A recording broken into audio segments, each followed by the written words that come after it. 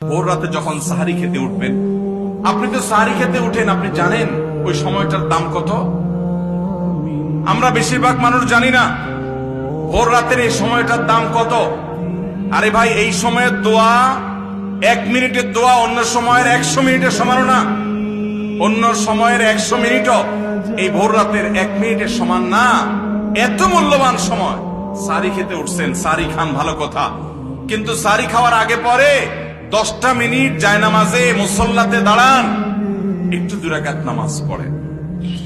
এই সময়টা দোয়া কবুল হয়। আল্লাহ ডেকে ডেকে বান্দাকে দেন। একটু হাত তোলেন, চেষ্টা করবেন তো ইনশাআল্লাহ।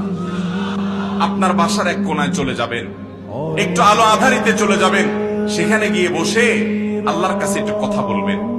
সিজদা চলে যাবেন, সিজদা গিয়ে আল্লাহর সাথে একটু মন খুলে কথা বলবেন। আল্লাহ, আমি অনেক গুনাহ করেছি, আল্লাহ আমি অনেক পাপিষ্ঠ। শুনেছি আপনার রাসূল জানিয়েছেন যে এই মাসে নাকি আপনি অনেক পাপিষ্ঠকে মাফ করে দিবেন। আল্লাহ, আপনি নাকি অনেক জাহান্নামে যাদের নাম চলে গেছে জাহান্নামী তালিকাভুক্ত, তাদেরকে মুক্ত করে জান্নাত দিয়ে দিবেন, আপনি নাকি ওয়াদা করেছেন। আল্লাহ, আমাকে একটু তাদের মধ্যে শামিল করে দেন। আল্লাহ, আপনি দিলে আপনার কোনো অভাব হবে না।